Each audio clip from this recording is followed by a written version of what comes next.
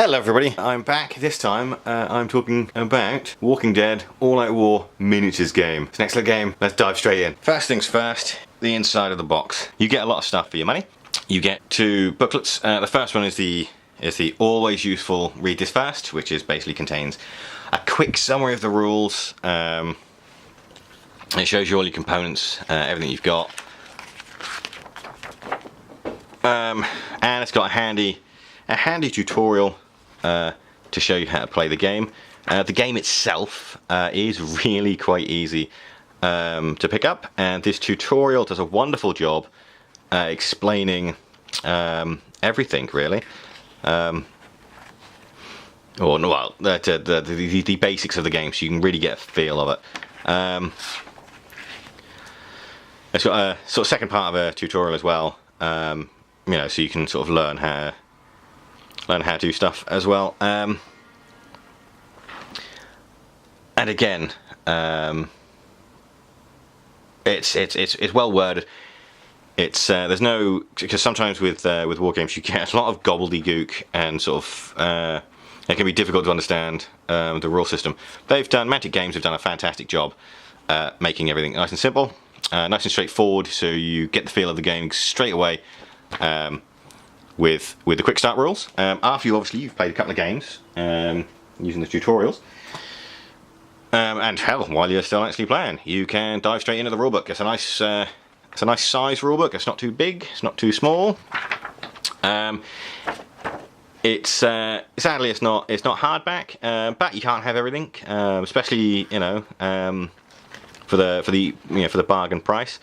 It also tells you you can play this game by yourself, or you can play it cooperatively, good English, or you can play it sort of against each other. And again, it gives a more of an in-depth review or in-depth look at the actual game. It's got wonderful parts or drawings from the actual from the comic book itself. And it's got handy, handy example photographs as well. The painting on the models and the photographs are absolutely wonderful. And as I said, yes, it's a very easy to pick up, very simple to pick up game. There's not too many phases. I'm going to keep thinking. I don't want to flick through every single page of the actual rulebook. As you can see, it's just like the Read Me First. Well laid out, well structured. Everything's nice and easy to get to. And especially for people who have never played a miniatures game before as well, it's very commendable how well worded this is. Obviously, you get everything else you need to play the game as well, including the threat tracker. Oh, excuse me, need to put my teeth back in. This plays a very big part of the game. This determines sort of parts of the events, how lethal zombies are, how dangerous it is for the survivors, and the threat level will rise and occasionally lower. Depending on your actions. Basically, if you go gun nuts, you can end up getting it in high threat really quickly, which is obviously not something you want to do. You get a kill zone marker, which is basically a marker for the zombies. Handy little hole here, so you can place it over one of your the zombies. It fits quite snugly over there as well, and it's never too difficult to sort of take off. You get a little bit of movement, minimum movement, if you do stick it to the level I stuck it to. You get some cardboard scenery. You get 4 cars. These are obviously to block line of sight, to block movement, to make to break the game up, make it a little bit more interesting. You also get Dale's RV as well, which is pretty cool. I think these are cool little additions without actually adding actual sort of 3D scenery. They did do a set, which I do have, of 3D scenery for this, which is absolutely beautiful. You get glimpses of it in the rulebook, and I'd highly recommend, if you do get this, I would get that as well. It's nice and cheap too, and they're really well designed. They're really you know, they're one-piece models as well, so you ain't got to glue them together, you ain't got to stick them together. But we'll talk about the models more in a minute. You get a cool Rick Grimes Harrison County Sheriff badge, which this counts as your initiative token. So basically, when you're playing the game, it's double-sided. When you're playing the game, to determine who's got the initiative, you basically place this next to the person who's got the initiative. So that way you had a little reminder there, and it looks quite cool as well. You get 6 barricades. Again, this is for more cover, more block line of sight, block walkways as well, for when you're playing a game. It's just to break things up so you don't, you know, so it's not too boring. The design of these is quite nicely. They're sort of broken, sort of wood, sort of garbage and boxes, you know, barricades, that sort of the sort of thing you'd find that people have scrabbled together and thrown it together in a zombie apocalypse. Again, you get some barricades in the excellent scenery set that you can buy for this as well. They're roughly the same size. They very similar to the actual designs on there. Now you get your Walker reference card as well, which gives you all the information you need about what they can do, how much melee or what sort of melee attacks they get, the defense attacks they get, and you get a little bit of a handy reminder about some of their rules about their outnumbering on there as well, which is always welcome, always useful, and I'm happy they gave it on a card and didn't just you know, sort of put it somewhere in the rulebook. You also get 11 dice. You get let's see what we got there. We got 6 attack dice. Well, 6 red dice, I should say, not always. You get 6 red dice, 2 white dice, 1 blue dice. You get special dice to determine whether the walkers stand or stay down during the game. This is something you do at the end of every turn. You don't always kill. You can't always kill the walkers. Sometimes you just put them on the butt. And you also get a handy little panic dice as well. Yeah, as you can see, the dice are a tiny little bit blotchy in places. Well, they're not blotchy. They just look a bit. You know, the paint could have been a little bit neater on them, I think. But for the most part, they're incredibly well done. You also get a handy range ruler. Let's actually get that so we can get in. This is double-sided. One side is for measuring how far a human can travel, if they're running, how far they can travel if they're sneaking, and on the flip side as well, you've got how far the zombies can travel, and how far noise reaches. For example, gunshots and things. When you shoot guns, it's quite loud, and it will attract zombies towards you, which is one of the great things about the game. The zombies are there incidentally, and you can, if you're playing against each other, you can trick the zombies into attacking your friends, or attacking your opponent, I should say, not your friends. Now, alongside a load of the zombies, you also get 6 characters as well, and you get their character cards. Now, I am not overly familiar with the comic book itself. I only got introduced to The Walking Dead via the TV series, which, well, the less said about that, I think, the better. But you get Carl, you get Rick, you get a lady called Sandra, you get Patrick, you get Liam, and you get Derek as well. Derek is basically like the leader of the other group. So he's your bad guy, if you choose to look at him as a bad guy, and Rick's main opponent. You get 10 activation counters. These are for obviously when you've activated your character. You get a few extra, obviously because you only get 6 people on the board. But these are handy. You can either stick them on the actual sheet, or you can stick them next to the character themselves. That way you know who's gone, who's activated, who hasn't activated, so you can plan your game accordingly. You also get 10 health counters. These are double-sided. One side shows if you've been bitten or not, which does obviously have an effect in the game, and the other side shows how healthy you are. You can see on the sheet, on the character sheet just here. You've got a number of health parts, and you basically place this on top of those. And so as you're going along, as they take damage, they goes, and if they get bitten, then you flip it over to remind you and your opponent that that person is dead. Basically, they're not going to survive the end of this. You get 9 supply counters. These again are double-sided. They're quite good designs. You've got things like sort of suitcases, boxes, or cardboard boxes, normal boxes, backpacks. On the other side, to remind you if you search them, you've got a search. Let me focus. Alright, I'll just put you back here. You want to be like that? There we go.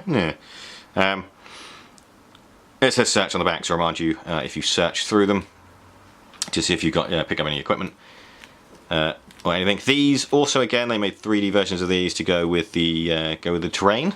You get 15 event cards as well. Now these things, at the end of every turn, you draw an event. Most of these are bad. And this is where the main threat level comes into. As you can see, for the most, pretty much all of them. Pretty much all of them, you've got 3 different tiers for the event level. So you got your low, your medium, and your high.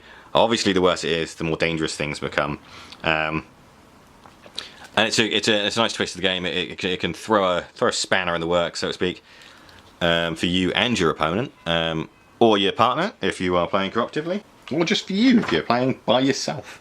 You get 8 equipment cards. Now, excuse me if some of these aren't the ones you actually get in the starter set, because I've also got Shane as well. Because when I bought this, I bought them together. So a couple of these might belong to Shane. Oh, I'm going to follow that.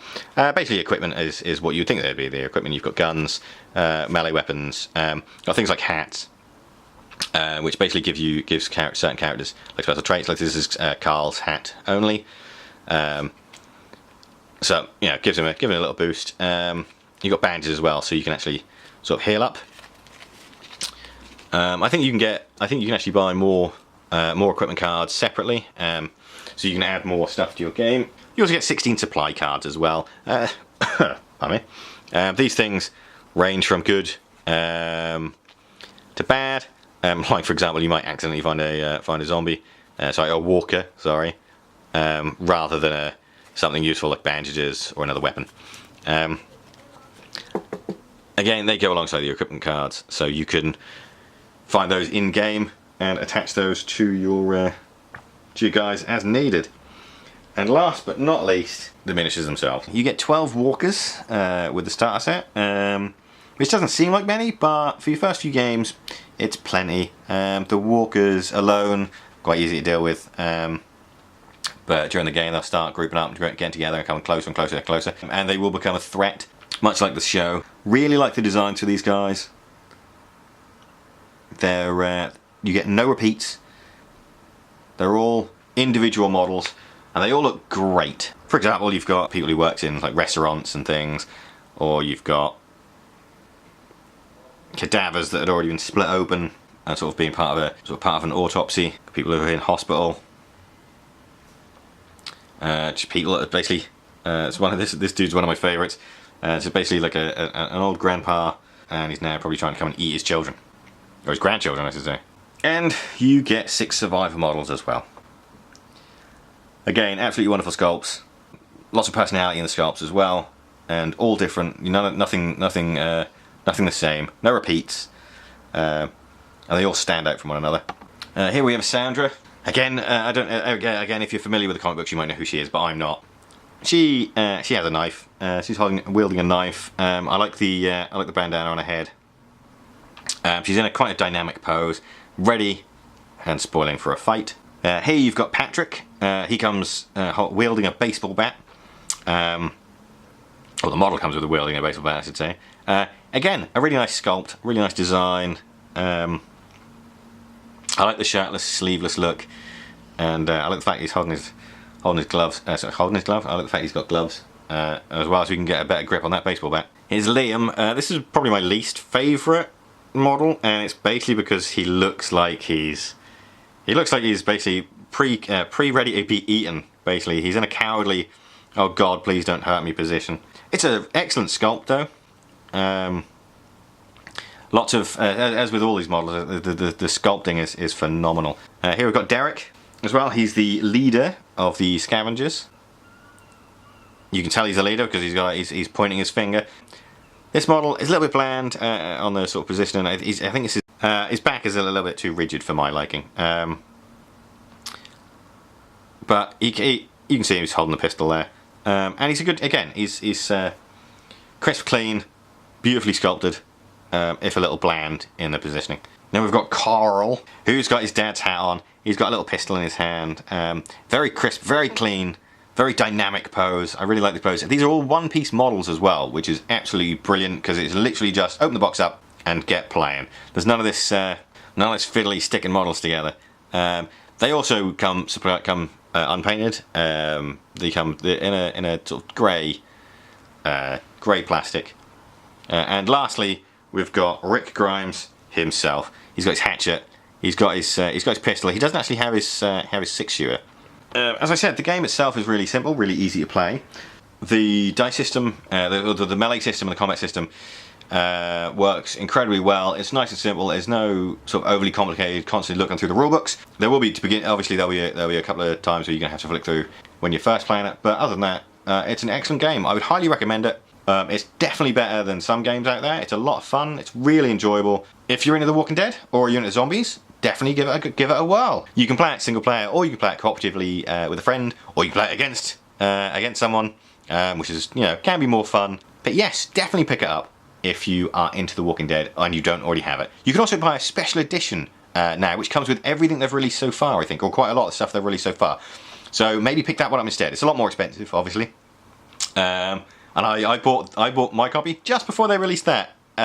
So, you know, luck of the draw sometimes. But yes, definitely worth picking up. Wonderful game, and you'll have a lot of fun with it. If you like the video, give us a like, comment, and maybe a subscribe, and we'll get more of these videos. Going to review more games. Thank you for watching, and I will catch you later. Bye, Z's. I keep going Norfolk at the end there.